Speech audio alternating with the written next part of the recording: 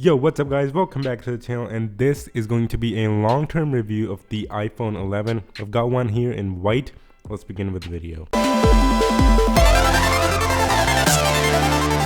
So the iPhone 11 is the brand new successor to the last year's very popular iPhone XR. In fact, iPhone XR is now the world's most selling iPhone ever, and iPhone 11 is also expected to take up that crown next year. But here is a long-term review. I bought it on the day of it being announced, and I've used it for the past 3 or 4 months, and this is my long-term review. Should you wait for the 2020 iPhone 12, or is this the one to get in late 2019 or early 2020? Let's begin.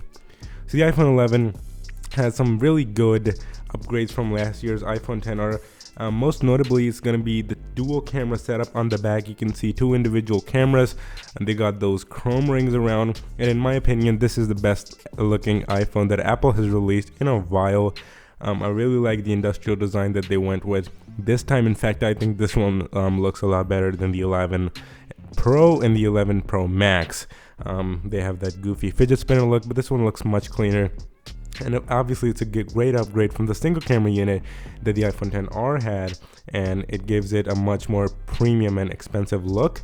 The phone feels really nice in the hand, and even after 4 months of usage, I used it for 1 month without any case or any screen protector, and the screen held pretty much very good. I dropped it one time from like waist height, without any case, without any screen protector, and nothing happened to it. Absolutely nothing, not even a dent on the aluminum around. Obviously now I have a Spigen Ultra Hybrid case on it, and if you want to see the review of this case, go ahead and click that I button. Other than that, the screen is really the highly debated topic on the iPhone 11, and in my opinion, it's an amazing screen. In fact, I checked out the iPhone 11 Pro at the Apple Store and put them side by side, and honestly, you don't get the difference at all. It's only in content like where there are a lot of blacks, you can see the OLED performs a bit better and gives a bit better black color reproduction, but this one is absolutely fine. It's an amazing display, and you can surely go for it. Other than that, I have played a ton of games. As you can see, I have some games. I've got Need for Speed No Limits, PUBG Mobile, and stuff like that. And gaming performance is absolutely amazing on this phone because of the A13 Bionic shape that this thing has. It does heats up sometimes.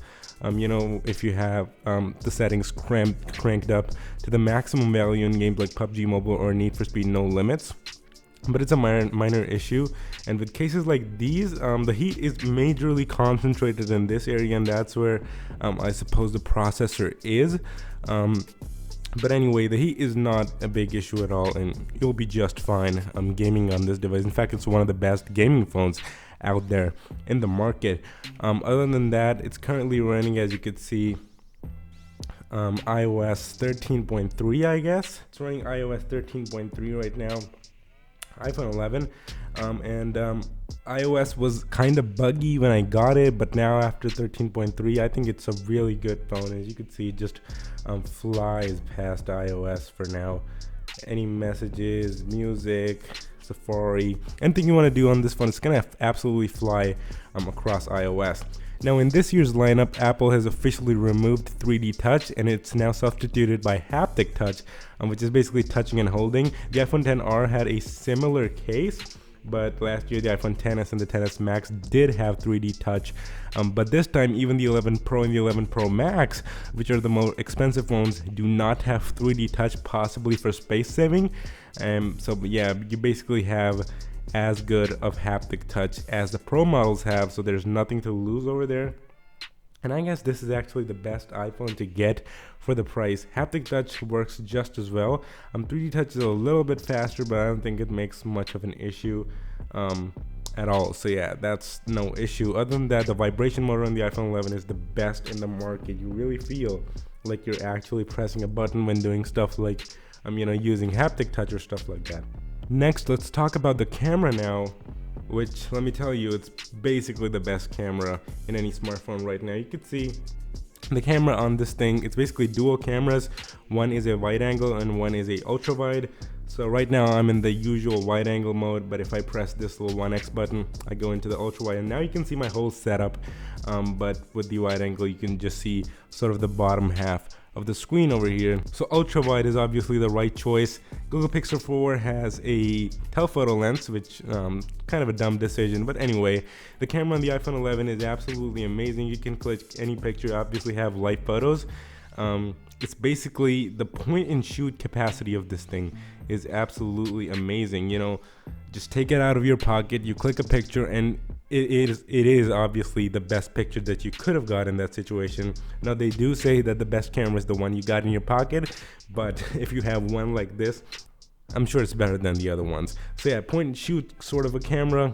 You get it out of your pocket, you shoot a photo, and it's every time the best photo you could have taken. The video on the iPhone 11 is absolute masterpiece zone over here. The video on this thing is so good. In fact, DSLRs, more expensive than the iPhone 11, do not shoot as good of a video as the iPhone 11 does. You've got all the settings you could ever want in a phone. The optical image stabilization is absolutely masterpiece. It feels like you're shooting with a smooth pan head tripod and not a handheld. I've shot a lot of videos, a lot of tech videos on this thing, and I've taken pan shots by putting into the slow-mo mode, hitting HD 120 and just panning it with my hand like this. And it literally feels like that I've used a pan head or a smooth, a smooth head tripod and not an actual phone. The camera app has also been tweaked for the iPhone 11. You can see you got options on the corner over here, so you can change by tapping it. You can change it to 4K or HD, and you can change the frame rate as well by tapping on the top left corner. On HD, you can go to 60 FPS, and if you go in the slow-mo mode, which is what I use to shoot pan shots, you can go ahead and select 240 FPS at the max, which is amazing, and it does do 4K 60, which a lot of expensive DSLRs don't. So yeah, if you were looking for a good camera phone, and especially if you're a YouTuber and are thinking about buying a phone, this is actually the best one you can get, because the video on this thing is absolutely amazing. In fact, I don't think you even need a separate camera if you've got the iPhone 11 as a video camera. The microphone on the iPhone 11 is again very good. The audio quality is really good. You don't even need external mic. If you're out there shooting a video for YouTube, I think the internal mic on this thing is again really good. Now, of course, you can say that in the price you can get the OnePlus 7 or the OnePlus 7T, which are actually cheaper than the iPhone 11, but it's stuff like the camera that you pay for. The OnePlus 7 does not have a camera nearly as good as the iPhone 11, and it's also the software experience that Apple offers you. You got the long-term Apple support for software updates.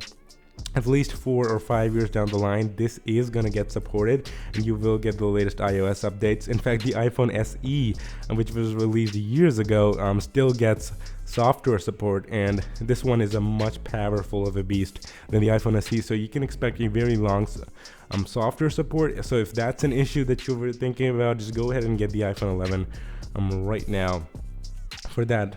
Also, another thing for YouTubers I would like to tell you is that iMovie on the iPhone is great. I edited this full video on the iPhone 11 itself. I shot it on the iPhone 11, edited on the iPhone 11. If you want to watch this, just click the I button right over here. So yeah, iMovie is a good like on-the-go quick editing app that you could use to edit some of those quick videos that you might want to push out. Next up, let's talk about Face ID. Face ID on the iPhone 11 is really fast. In fact, it is faster than the iPhone XS Max in my opinion, although the hardware over here is exactly the same as the iPhone 10, XS, and the iPhone 11 all have the same hardware, but I guess it's the software tweaks that Apple gives you. It's just made it faster.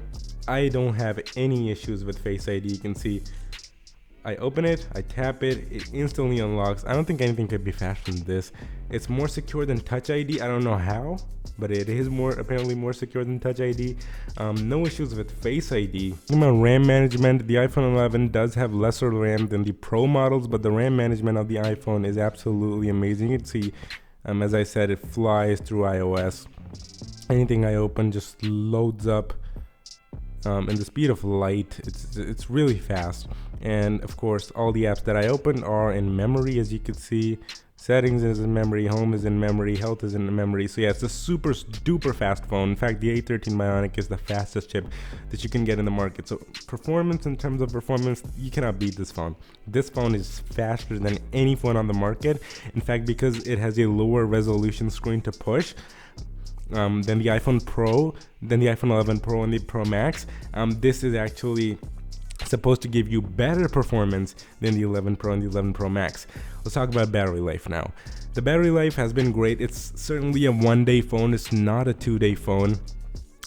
Software optimization has helped it getting better battery life from the XR and the iPhone XS Max. Now, last year the case was that the iPhone XR was the better battery performer, but this time, because the iPhone 11 Pro and the Pro Max are more expensive, so Apple has to justify that expensive price tag. So yeah, this year the 11 Pro and the 11 Pro Max does have better battery life than this one, but battery on this thing is pretty much best that any iPhone has ever seen. In fact, it's really on par with most Android phones now.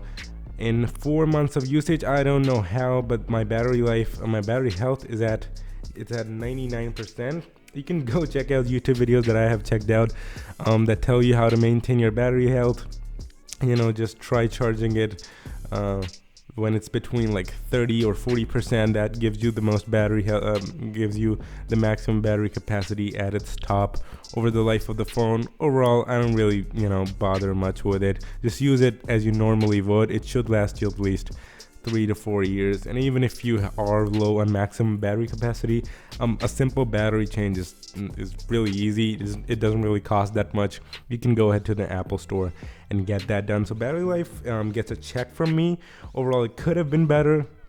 We had bigger expectation from the XR, but I don't think it's bad. It's a really good battery life overall. The glass, the build is amazing. Now, Apple claims this to be the strongest glass that any iPhone has. I don't know about that because I have a screen protector on it. It's the Spigen, it's a Spigen screen protector. Next up, let's talk about the front camera. The front camera on this thing is upgraded from last year, and I think it's a very good front camera as well. You can see you guys over there. It's a very good front camera. Animoji and Memoji works really good if you're into that sort of stuff. So yeah, it's a good front camera. Overall, in 4 months, here's what I have to say about the iPhone 11. As a verdict, the iPhone 11 is an amazing phone. It's probably the best phone that you can get in this price point. It is better than the OnePlus 17 and stuff like that. A lot of people say animations are faster. Anyway, dude, this thing has better performance. It's a faster phone, and down the line in 4 or 5 years, obviously this is going to be a better phone because number one, because of Apple's support, and number two, it obviously has a faster chipset and better optimization than any Android phone out there. Now, should you wait for the iPhone 12 or the 2020 iPhones? Now, here's the thing: if you have an iPhone XR or an iPhone XS Max, this is not something to upgrade to, because this is gonna give you literally the same performance right now as you are getting on the XR or the XS Max. It does make a solid point if you are on a older iPhone like the iPhone 8, or if you're on an iPhone 7, or if you are on an iPhone 6.